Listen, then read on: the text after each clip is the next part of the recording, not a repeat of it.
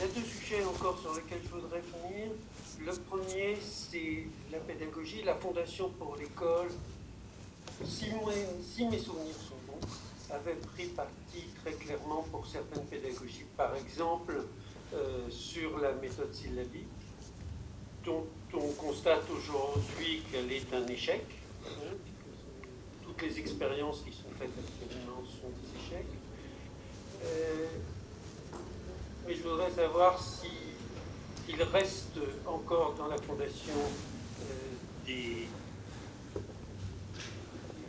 discours pédagogiques propres ou si vous vous êtes éloigné de toute doxa pédagogique. C'est le premier point. Alors, sur le premier sujet, encore une fois, c'est un peu récent, mais je n'ai pas noté une volonté de pousser spécifiquement, comme vous dites, une doxa pédagogique. Et je dirais même que j'ai personnellement été assez surpris par la variété de ce qu'on y trouve. J'ai un peu mon anti-sèche là, mais je vois les 12 dernières écoles aidées par la Fondation. Donc, pour être très concret et répondre à votre question, il y a 4 écoles dites adaptées. Donc, alors une est Montessori, il y a Jura Alternance par exemple, c'est des jeunes en difficulté. Le Renard et la Rose, c'est accueillir un enfant handicapé, porteur d'un handicap, pour 3 enfants qui n'ont pas de handicap.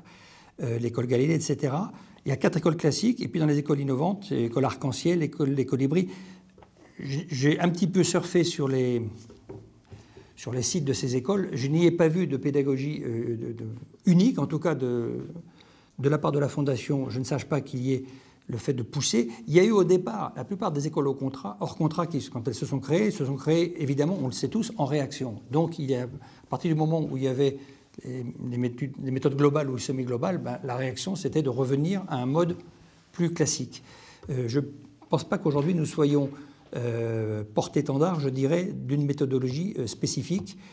Encore une fois, ce serait un peu contradictoire avec ce que je vous disais tout à l'heure. Les bonnes pratiques, c'est les bonnes pratiques. Donc, s'il y a des choses intéressantes à prendre à Singapour ou au Chili, je les prends volontiers. Sauf que le Chili était le dernier dans l'OCDE, c'est encore derrière nous. Mais ils ont peut-être... regardez l'Inde. L'Inde a bâti il y a une vingtaine d'années un plan pour produire 600 000 ingénieurs et techniciens supérieurs. Ça a provoqué une certaine risée. En fait, ils ont fait un pari tout simple, lié à quand on a un peu plus d'1 milliard d'habitants, c'est mathématiquement jouable. Et aujourd'hui, vous savez très bien que c'est l'usine informatique du monde. Donc c'est un peu pareil. C'est ça qu'il faut pousser. C'est pas se battre sur le syllabique ou se battre. Je pense qu'il y a un sujet sur lequel moi, je serais plutôt un peu propagandiste en revanche, mais là c'est une opinion personnelle, c'est sur la chronologie dans l'histoire.